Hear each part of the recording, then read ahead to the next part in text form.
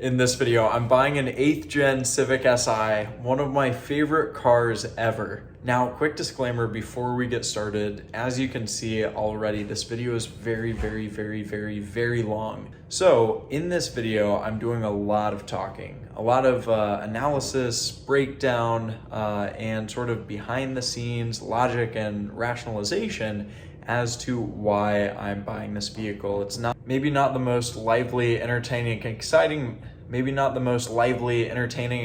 video that there is, but there's tons of information that's super valuable if you're into the automotive game from a financial perspective, not just the enthusiast perspective.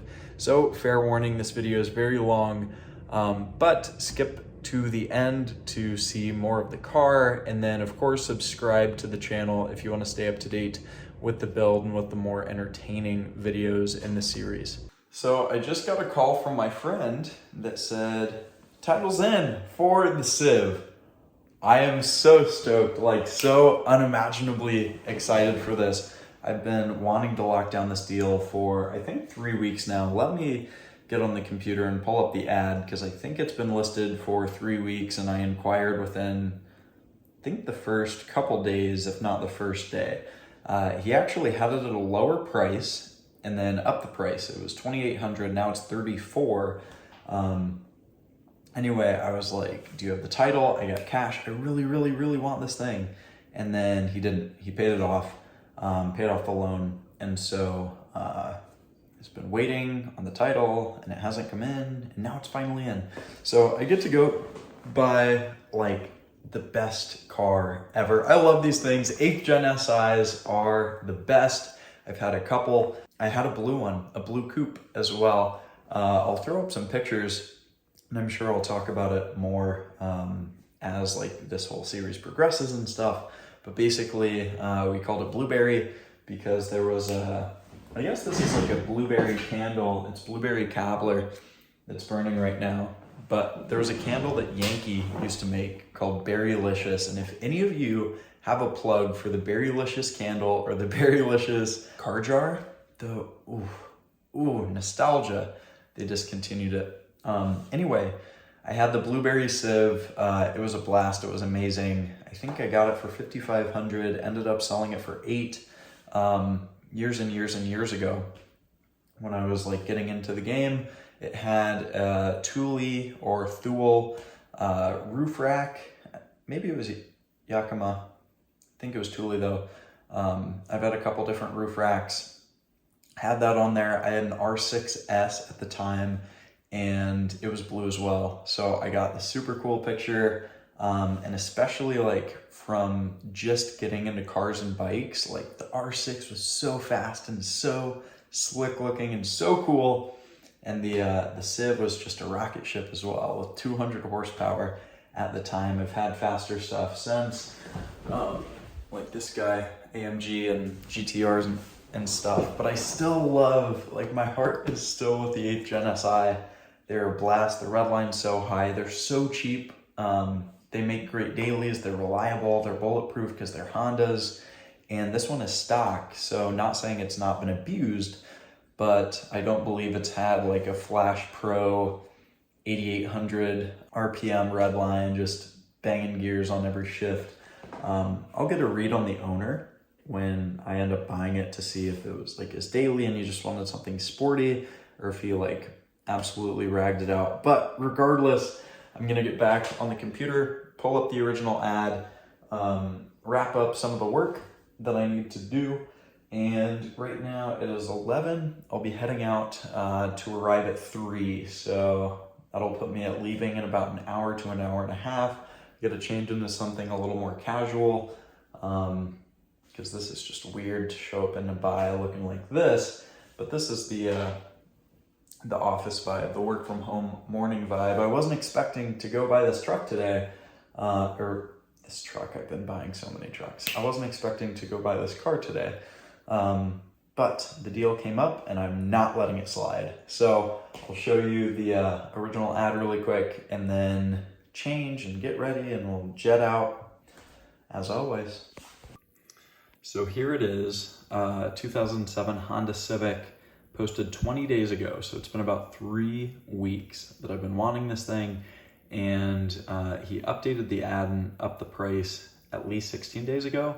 So I would have been within the first 4 days looking at this, wanting to buy it. Anyway, I guess I can do a little breakdown and a little talk about this, how horrible the marketing is, and on a few different fronts, and talk about the circumstances. Of course, there's going to be a detailed breakdown of this car specifically in the arbitrage program, and maybe a little case study with it as well, with how bad the marketing is, even though the pictures are good. And even though the marketing seems okay, there's so much more that you could get out of this vehicle simply with marketing, and that's why we're buying it. Anyway, 2007 Honda Civic right here. Car drives great, has minor cosmetic issues, but in good condition for the age. Radiator has a slow leak, stop the aircon from blowing. 147, clean title, all this. Anyway, sorry about the handshakes. You can see pictures of the car. There's the cosmetic issue. And in here, I know Civic Si's pretty well. So I know that these are Si rims, just right off the bat. But this is also a giveaway to people that don't know what Si rims look like or if it's different. Anyway, this says 2007 Honda Civic. This does not say 2007 Honda Civic Si. So if we go to South Bend Craigslist, which is where it's listed, if I look up Civic Si, it doesn't even populate. And this one, 4-door, same year, with slightly less miles, does, but it's $9,000. So you have to be explicitly looking up Civic, otherwise this isn't gonna pop up. And if I go to a nearby Craigslist as well and look up Civic, don't see it either. So what this means is the broad market exposure. Everybody that wants a Civic Si may be this big, taking up the entire screen.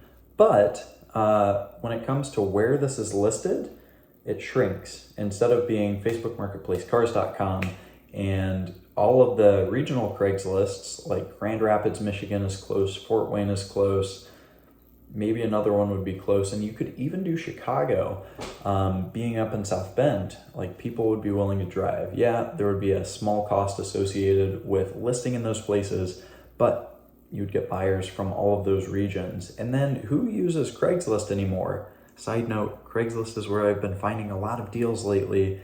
Because a lot of people don't search on Craigslist, you don't have as much competition. So for something like this, good deal exists. I'm sure it would be sold in the Snap on Facebook Marketplace, which is part of my strategy of making money on it, marketing it better, selling it on a platform that someone buying a Civic Si is going to use. Now, quick shameless plug, if you want these insights, all of these strategies, all of the knowledge I've gained through all of the years that I've been in the automotive industry, over half a decade, well over half a decade, then hit the link down below. I'll probably put a coupon code down there too, because I'm so stoked on the deal. I want to share the deals with all of you. So if you want to learn how to buy vehicles strategically, check that out. If you want to learn how to monetize your passion for automotive photography or detailing, those are linked down at the site as well. Anyway, back to the marketing side. You have the big demographic of Civic Si buyers, smaller pool when you go to Craigslist, tiny pool when you go to one specific Craigslist, and the tiniest pool when it doesn't say Si. If someone's looking for a Civic Si, they're going to look for a Civic Si. They don't want to weed through all of the different Civics. They're going to put in Si, but the search doesn't come up with Si, so no one sees it. And even in the ad, it's not conveyed that this is the top tier model. It would be like selling a Mustang as a Mustang V6 base with horrible rims when it's really a GT 500 or at minimum a Mustang GT. So this is what I feel like I'm getting. A few years back, actually many years back now, I got an Integra. It was a GSR and it didn't start, but the dude just listed it as an Integra and he put that it was automatic. So, excuse me, a lot of the folks that were interested saw Integra, it was listed as automatic, although it was manual, and it didn't start.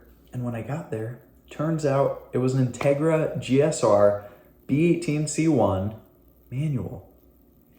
Crazy. And guess why it didn't run? The battery was dead from sitting. So we jumped it and I got a running and driving Integra GSR for like $400 or $500. One of my scores, one of my steals back in the day. I'm a huge Honda guy at heart, which hopefully you're learning as I'm on the channel more. I've done a lot of trucks recently, but the heart is with the Hondas. I've had multiple S2000s and NSX, the granddaddy. Now I'm coming back to the 8th gen SI. Anyway, you've probably clicked on this video to watch me buy a car, not just sit in my office and talk to you. Although hopefully if you're watching this channel compared to others, you're in it for the information on top of the entertainment and not just shock value and clickbait and entertainment. But enough of me rambling, enough of me talking. I'm gonna finish a workflow on the computer here and then we are going to get the Civic Si. So we are outside, changed into something a little more comfortable, a little more casual, and I just realized I have to do some stuff with wheels and tires. So the white shirt is not gonna be conducive to that. So I'm gonna have to change again, whatever. Anyway, I just got this truck done. It got a new fender put on and a new headlight lens cover housing, whatever. So I just got that wrapped up and I am going to get the trailer hooked up. We already have the hitch on the back and we'll head out very, very soon as I change the shirt again. Hole in one, first try, baby. We got this. It's almost like I'm pretty proficient with the trailer and no backup camera. So came back in, changed, didn't have any short sleeve black t-shirt, so we're rocking the long sleeve. Luckily, we just got, not a cold front, but the heat broke. So it's like mid 70s, it's pretty nice. I chefed up some lunch before I jet. That way I don't have to stop for fast food or anything like that, and I get to eat really well. So show you that little B-roll sesh, and we'll jet.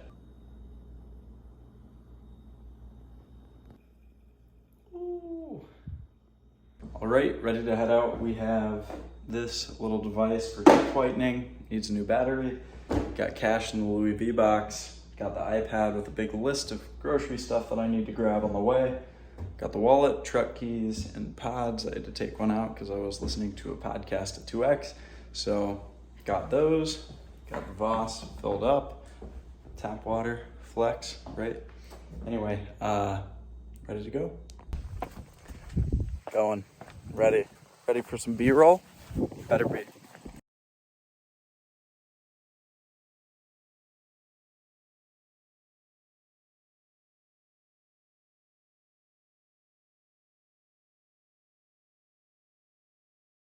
Quick disclaimer, I know that I'm trailering the car. It doesn't need to be trailered. I don't have a co-pilot, a companion right now. Everyone's busy. They're either busy right now or will shortly be busy by the time we would get back, and I have the trailer available and accessible. So we're just taking that. It does have the radiator leak as discussed, as disclosed in the ad that they said, they just put water in it, drive. It's a very, very slow leak, so I could drive it home. I will most certainly be cracking the tech as soon as I get home. I cannot wait. It has been way too long since I was able to crack that VTEC. I think the last time was in my NSX. That was over a year ago. Crazy. Just ticked over. Didn't record it. Oh well. 125K on the truck.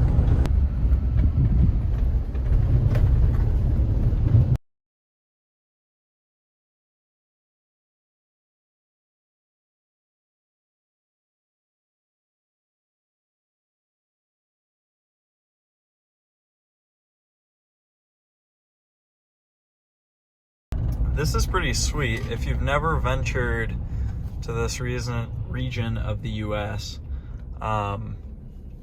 It's Amish country up here. Tons of cyclists and tons of horse-drawn buggies up in this region. It's so cool. Like, yeah, you'll get some grenades on the ground that you run over on the tires, and that's a bummer. But otherwise, it's cool just to see the change in way of life. There's a really cool business concept about how Amish run businesses, and how I think it's like 90% of Amish businesses succeed, whereas a lot of non-demographically Amish businesses don't. How there's like a very high failure rate among general folks that start businesses versus Amish businesses tend to succeed because of values and because of running it really lean. I think those were the two takeaways, just like way of being within your business, and then also having a lean operation, which is my personal methodology. That's why I don't have some crazy dealership with huge overhead, huge costs, and why I enjoy this on the side, because like, it's what I like, it's what I value more. Same with the education company. I try to keep it as lean as possible and not flash and like, oh, I have this crazy staff or this crazy office building. That's all unnecessary. Anyway, cool to see the different range of life and life choices, lifestyles. Amish are not probably making too much automotive money, but hey, never know. Anyway, I messaged the guy. He said 2:30 works. I'm gonna be there at 2:40. There we go, 2:40. And it was supposed to be 3. Just got there a little early. Got my errands taken care of on the front end. If I get the car, fingers crossed, planning on it.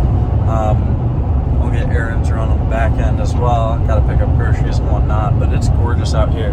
I'm not gonna have time to flip the camera, but hopefully you can see just open pastures, really healthy animals, really healthy grass, and it's cool. It's cool being back this way. So anyway, signing off. I will update you when we get to the Civ. There we are, racking out the 6.2. Back on a less bumpy back road. That's one of the cons of Amish country, is not well kept roads, because you don't need them to be. Anyway, 20 minutes out. Got a little road construction going on. Kind of hectic traffic on the way back, it looks like. But, oh well. We are a whopping 3 minutes away with traffic right here. So, stoked. Some old school cool for you. We're at the Save-A-Lot, which is where we're meeting. I do not yet see the Civic here, so I'm gonna run to the restroom because the bottle did not cut it. So the fellow said he'd be here in like 3. I see it in the rear view. He said he'd be here in 3 minutes, and so it looks like the friend has a Tesla. Skirt. I think he's pulling up right here. Baby. I'm so stoked. We got her. 2,600 bucks. It is rougher than I thought, rougher than I imagined. But I love a project. I love a good project, and especially love pouring time and attention and everything a little baby Civ needs into a baby Civ. So he's actually running home. He left me with the keys to the car and the car right here. So I'm going to drop the trailer. He's getting a pen to sign the title, getting a spare, and getting the key fob. So he has all these different things that he left at home. He lives 4 minutes away. So we're doing that, and then I will get home, run the errands, do all the stuff, and then give you a tour of this jalopy that needs a detail, it needs love, it needs attention, it needs so much, but I can't wait to give it to it. And at 2,600 bucks, whoo, so stoked. Anyway, I gotta drop this trailer so that I make some progress before the boy gets back. Should be good.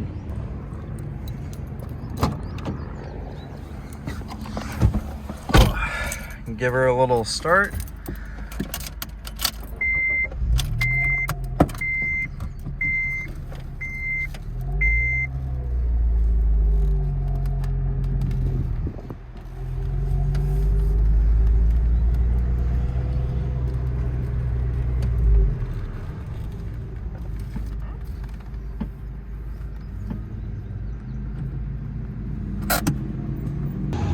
So here it is. On camera, it looks good. I'll give you the full tour later, but it's been sitting for a long time, so it's filthy. And the interior is as well. Real dirty. So we're gonna do a whole disaster detail on this baby. You'll see later. Anyway, I'm gonna hang out till he gets back, and I have someone to step on the end of the trailer because until you jump on, it doesn't go all the way down. So homeboy in this S10, I believe. S10? Yeah, S10 with like some audio stuff. Was like, hey, do you need any help? And I'm like, yeah, I do, actually, thank you. So he stood on the trailer, we got her loaded, and we can drop it back down, do the title, do the cash, do all the extras, and then be on our way. So the Civ is on, hazard's on, truck is on, we're out. So a little bit of context, I show up, we meet at the grocery store that's by this guy's house. He pulls up in the Civ, followed by a Tesla, Model 3, and he pulls up, e-brake on, goes back to the Tesla, just leaves the car running, doesn't introduce himself or anything, and I'm like, this is odd. Anyway, his like girlfriend was driving the Tesla and she curbed the heck out of it, evidently, and so he was like, she just curbed it. Anyway, I go around it and I'm like, ooh, the pictures looked really good and this does not. But could we take it on a test drive? And it had like a flat tire. He said that ever since he got the Tesla, he hasn't been driving this, and he has 4 vehicles. Work truck, because he invested in real estate, and he was like doing the reno himself. So work truck, Hummer, Tesla, does not need a Civic Si. Which is cool that he like just dropped 120K on a duplex, and he's selling a Civic Si. Anyway, we go on a test drive, and everything was disclosed mechanically, or everything was up to par mechanically, other than it had slightly weird steering, but I think that was because of a low tire. I'll have to repressurize them and see how it drives, like if it goes straight down the road or if it's still weird. Having the suggested PSI like 35 or whatever in all 4. And then the brakes. The brakes are fine, but they hadn't been done in any recent past, and so like you could see quite a bit of not just like rust on the rotors from not being driven, but like a lip forming. So the brake pads and rotors could stand to be done. Chances are I'll do them, or maybe have them done, because I don't like actually turning a wrench, but probably have the brakes done and get like drilled and slotted, and then a Koyo radiator, because people like OEM plus stuff. And so new brakes, new rad, and I think it'll be awesome. Definitely plan to paint the wheels, if not get some aftermarket ones. Probably just paint them like a nice gunmetal. I think would look slick, and they need to be refinished anyway. So do that as a little OEM plus mod. Maybe get some wheels, but mechanically it's all stock, and so I'm not like, oh, it's already got a Flash Pro and an exhaust, I gotta add wheels. Anyway, there was all of that.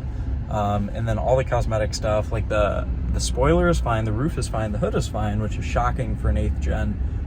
But the deck lid to the trunk had typical paint fade. There's rust on the rear quarters, both. You'll see all of the cosmetics later. Anyway, I was like, so where are you hoping to realistically be on the price? He said 3, and I was like, well, I'm calling your bluff right now because I saw you had it at 28 within the first couple days, brother. And he's like, well, I got someone else coming at 5. How about 3 flat? And I'm like, I don't know. I'd happily pay 3. No issue. But I'm trying to get a deal also. So I was like 25, and he said 27, and I said 26, or I said 25, or so I said you wouldn't do 25, and he said 26. It's the lowest I'll go. And then I was like, I don't know, probably it's a little rougher than I thought. I don't know if I want it. Wouldn't do 25, and he said no, 26 is it. I mean, I got that guy coming at 5, and I'm like, okay, done. 26 it is. So I got it for 26, and then you saw the whole loading process, all that, and here we are. So driving through some dense traffic, it's a blast. And then I will probably go to a car wash to pressure spray it. That'll be in a detailing vid, and then I'll just be like, oh, it's clean. But then we'll do a whole disaster detail video, and that'll be where that video starts. So be sure to subscribe if you want to stay up to date with this build.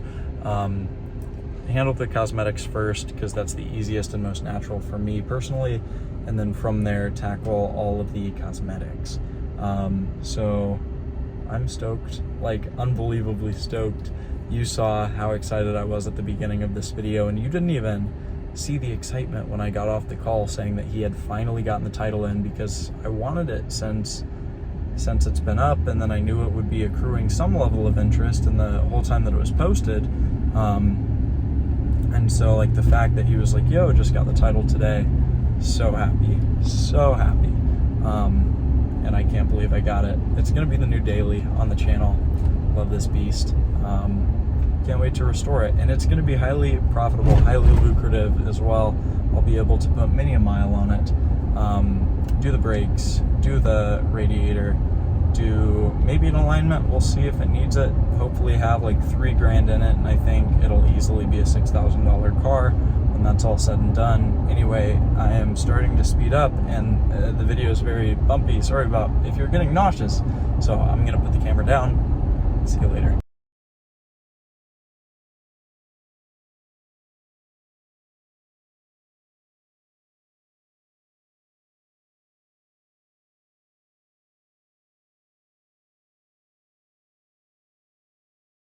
I can't even begin to express how excited I am. I know that I said I wasn't gonna hop back on, but now we're cruising on the highway, I guess. Cruise control on, open roads. Anyway, I have not had a car that I like personally, just like love, my heart's popping out in a long time. And I mean a long time. Done a whole bunch of trucks. They've been highly lucrative, highly useful, because I've been needing to tow. And like, I love the turbo diesel, I love the spools, but man, I love VTEC. I love VTEC so much. Anyway, this is like 100% my soul car. I love 8th gen SIs. I want a 9th gen as well to compare.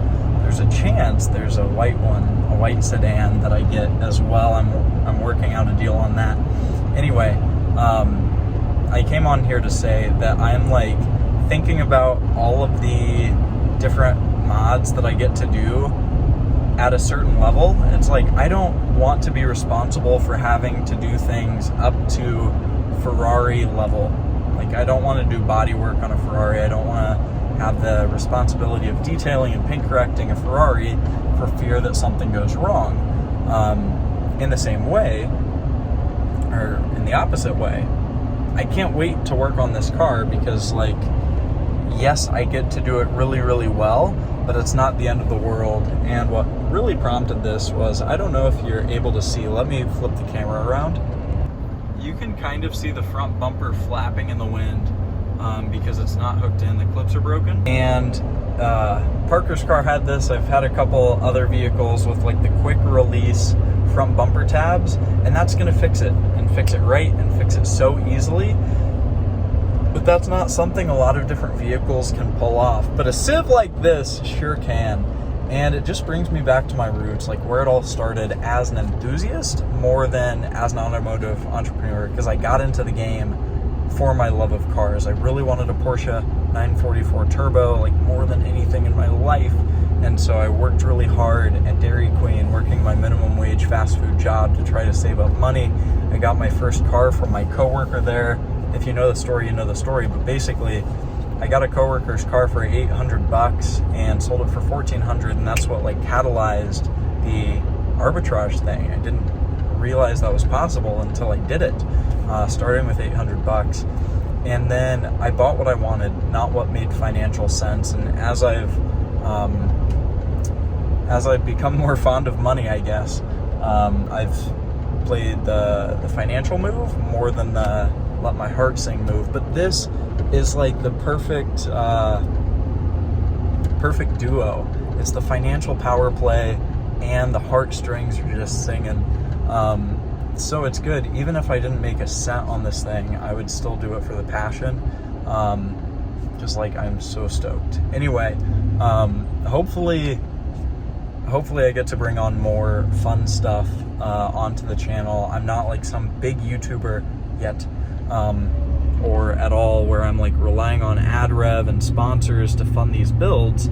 It's smart financial plays that allow me to drive what I want and do the builds and modify and do all the stuff. And I get really far with that. I get to do crazy trucks with awesome wheels and all sorts of stuff, but like money no object, I would do different stuff. I'm not in that financial position yet. I don't know what the moral of the story is. Basically, I hope that maybe there's some ad rev that comes in, or sponsorship deals that allow me to play more in the zone of passion, and then instruct on the side more than just doing financial plays, which I also love doing. Don't get me wrong. Love the automotive money-making game, love marketing, love detailing, but it would be sick as can be if I could just be like Dustin Williams, Jimmy Oakes, some of those guys that just build purely out of passion. Anyway, rambles, thoughts. I'm gonna set the camera down again because we're going around a, what's this called? Roundabout, not a U-turn. Going around a roundabout, need to be attentive, so peace.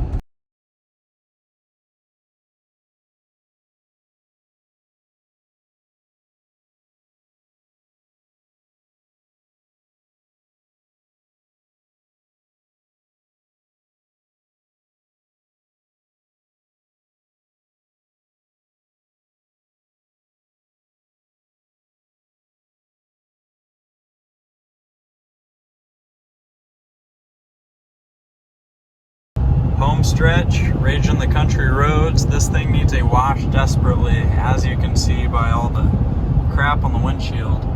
We got baby Civ, and she takes priority here. She gets the love and attention. This does not. This is the workhorse. But started off with a good amount of gas, burnt through a good bit as well. But anything for you, baby blue. Anything for you. Back to the homeland. There she is. Civ's home, baby. Home. Time to unload so we don't have the squat anymore. Too much for the half ton. You like the Civ? All right, trailer is dropped back. The question is, will this start? Doesn't matter because we got a manual transmission in here. Really quick, if this justifies how the paint was versus how it is now, it was even worse on the outside. Yeah. Anyway, see if it's dead or see if we're still good. No problem. So I just got into the barn and noticed a small puddle of this green Shrek goop. So luckily I did park it in the barn.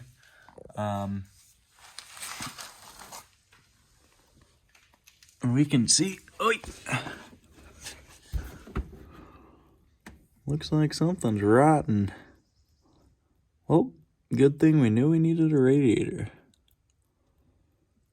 Interesting. So here, with a little more light, is the mess that we're working with. I gotta get a jack under here and confirm that it's the radiator, because although I do trust the fellow, I want to make sure before I buy the part that it's not just a hose or something, but I'd wager with it like this, it's a cracked radiator. Anyway, I'm not going to drive it far, but I will start it up. I hope it starts. Oh yeah, no problem. So I don't know if I mentioned this, or I don't know if you were able to see it yesterday when I was unloading it off of the trailer because of how flat that rear tire is and how low this one is. It unfortunately kind of creased and cracked the bumper. That tab was already off. As you saw before, I was talking about how it was flapping in the wind.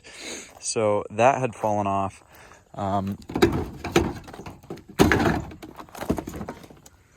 we'll put it back up like that. Anyway, it just adds to the jalopiness of it. And we'll just start off over here. We have very fogged over headlights, and unfortunately, even if I polish them, they're not going to turn out perfectly. And then it looks like on the paint, you can see a lot of imperfections. These were touched up, luckily. To the bumper, someone had drilled out for aftermarket fogs, and there's some wiring for those. So this one is still in with a cracked piece. This one's completely missing. And then just the whole bumper is kind of eaten up right here. And then all of this peeling paint down here in the grill. I don't know if they painted this and that's why it's peeling off or what. And then down here was cracked prior when I purchased it. You can see there's that. The paint was peeling off. And then this tab or clip was broken. The only thing that the trailer did was bring it down, but we have some scuffing here. But I guess other than down there, the fundamentals of the bumper are fine. And because I want to do this kind of on a budget and show you what you would be able to do at home, rather than getting a whole new bumper, I think I'm going to try to salvage this, get some plastic weld in here and fix the bumper, and then paint this lower section, touch up all of that, touch up there, and then get some new clips, or get the JDM clip things that go like right there and right there for the quick release. Anyway, need to fix that better. You can see all of the wheels are curbed. Fender looks good, still has some crap that I guess I didn't spray off. Coming up here, we have paint failing. This was one of the cosmetic issues that was posted in the ad. They took a photo of this. So I knew that going into it, and this is something that I can just, well, door's locked. No! Okay, that window's down. We're good. I thought I locked the keys in the car. Anyway, this is something that I'll be able to sand down, mask off, and then spray. It's not going to look perfect, but it will certainly look better and keep it from rusting. The door itself is fine. The rear quarter is okay until we get to back here, where we can start seeing a bit of rust. And then this, he said it was a fence. He was backing up, or a friend was backing up, one of the two, and they just kind of swiped the fence. So it started chipping some paint. There's some rust that I want to sand down to bare metal, remediate. Hopefully this polishes out, and hopefully this polishes out so that I only have to spray right here. But regardless, we have to figure out a clipping solution to get this back in permanently, and then I want to address this rust before it gets worse. This wheel is just completely eaten up. All of these need to be refinished, and all of them will be refinished in a dark gunmetal. But these are some horrible, horrible wheels with awesome tires, tons of remaining tread.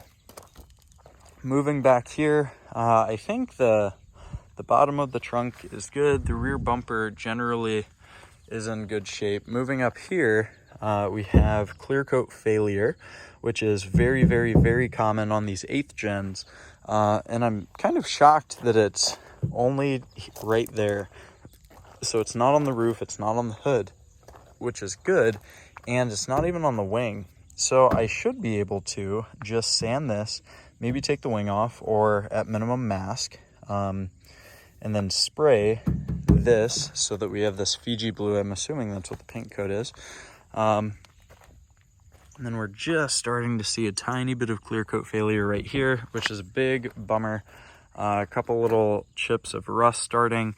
I don't know if I'll be able to get like the corner of a sanding tool in here and then touch them up, or if I'll just make it worse.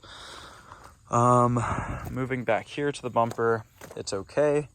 There's some sort of streak in the paint. Yeah, you can see the scratches. Hopefully this will polish out. It doesn't look deep enough to not, but like this whole side has some surface scratches for sure. And then we have less rust over here, but the same bumper thing. clip is broken. And then down here, we have an accident. This was disgusting when I saw the car because of how dirty it was. Anyway, we have all of this that we need to sand, and I don't know if I'm gonna try to pull this. I doubt I'll be able to personally, and I'm definitely not gonna take it to a shop for the budget and the value. For the budget and the value that this car is. But either I'll try to pull it and maybe add a little bit of filler, or just sand it and paint it. So there is that. Moving on to the door. Everything is good here, which is good news. Everything here is good, which is good news. This fender appears to be good. These wheels are horrible. Again, the tires are awesome. Like, all around, it has new tires. Moving to the roof, the sunroof does work. And then right here, we have a whole bunch of paint chips. I don't know if someone had locked the keys in the car and they were trying to get in, but luckily this opens. Sorry about the chime, gotta address that. There we go. So you can see all of this paint situation. This will be very, very, very easy to remediate with a little paint pen. All you have to do is sand this down, and that'll be easy, and then hit it with a little paint wand. It's not gonna blend perfectly, but it also won't overspray up. So we'll be able to fill all of these, and they'll be blue instead of white and starting to rust. So onto the interior.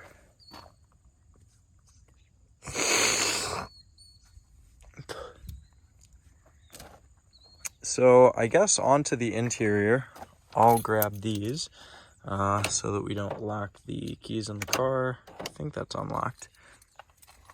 So now moving on to the interior, you can see based on this, I'm assuming someone tried to get in.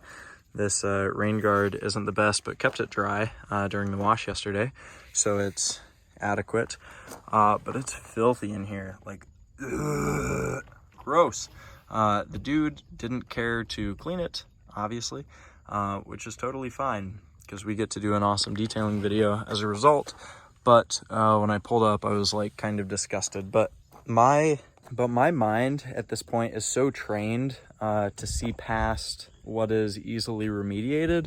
Like, I didn't even notice this or wasn't even concerned about it. Same with all of the dirt, because I know how to get the stains out. I know how to make this interior look good. And other than one little, I guess, cigarette hole right here, the interior is in awesome shape. Everything is here, as you'll see in a second, but it's literally just giving it a thorough clean. So I'm not too concerned about any of the interior quality other than the parts that I'm going to point out here shortly.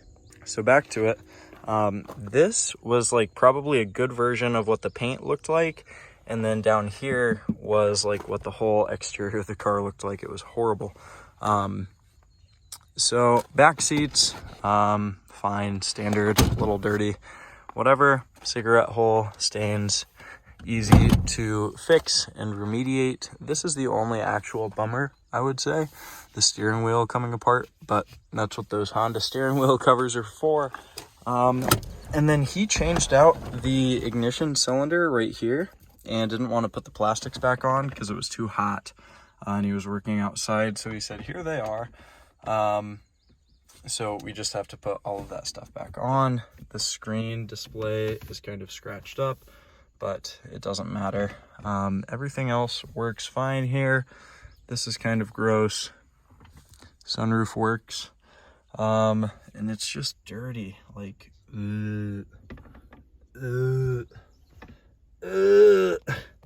I actually haven't even cracked this open. Ew, that's so gross, man. Crazy detail ahead. Nasty, neglected. We'll have to get a new shift boot. Forgot about that because this thing is gross as well.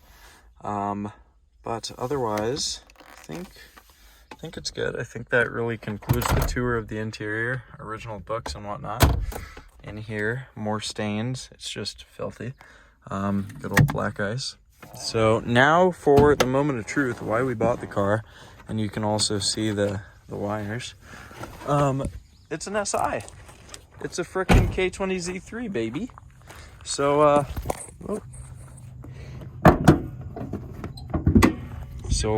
whoa, hey Siri.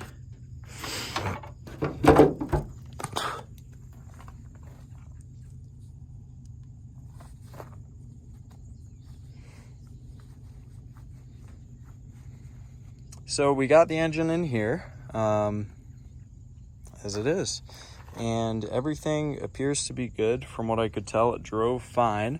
No fender liners, which is a bummer, so you can see daylight through both of these. And then the battery, I definitely want to take off the terminal ends, take out whatever hack wiring there is for the fog lights, just get that cleaned up, get the terminal ends cleaned up, because the battery is obviously fine. It started right up. It had the hazards on for like 2 to 3 hours, and didn't bat an eye at that. So battery is fine. Terminal ends a little bit grungy, but we can clean off this engine bay, hopefully this is all dirt, I'm not quite sure, but we can get this cleaned up in some way. And then it looked like there was a little critter in here, so I may end up dropping this whole heat shield thing, instead of trying to fix that. Just get rid of the trash. Same with this, like we don't need the mud flap on this car, so I'll probably just take that screw out and then take the mud flap on so that there's not this. What else? Let's get it started. There are a couple lights on the dash.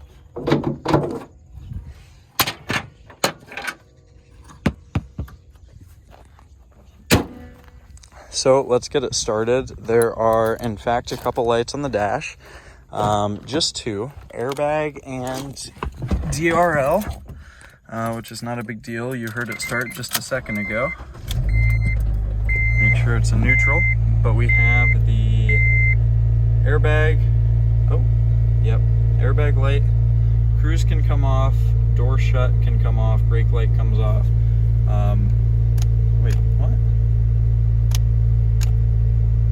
Maybe it's, what?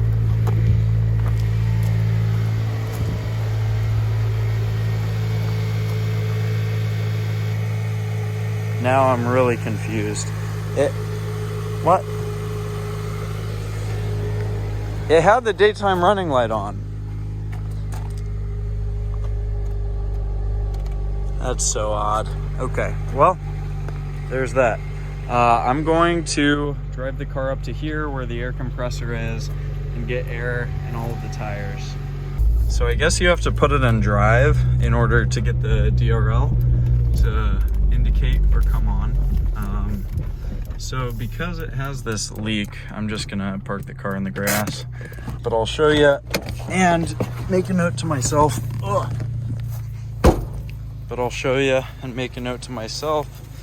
It's this passenger side daytime running light that's out, so we got to change that. Anyway, kill this so it doesn't overheat and kill itself. Oh, one more thing I forgot to show you. This goes along with the detail. We have a whole bunch of junk back here. So he had the spare, which I don't even know that I want. This thing is crusty and gross, but this needs a big amount of love back here, that's for sure. So I ended up pulling it into the driveway just to be able to see the tire pressure. I think next step is going to be taking this bumper off because it looks pretty bad and we have this leak. So the bumper will have to come off to replace the radiator, to diag it, and then also to fix the bumper so it doesn't hurt, especially with it already being mostly off, to just whoop, heave it all the way. So that's gonna wrap it up for this video. I know it was super long and drawn out, but not all of my videos are like this. Be sure to subscribe to see the future modifications and the upgrades, the repairs, the fixes, everything that we do to this car in a much more condensed form. If you've made it to the end of this video, you are an absolute trooper. And if you like this video, if you found it insightful, valuable, whatever, drop a like, drop a comment down below. And with that in mind, I will see you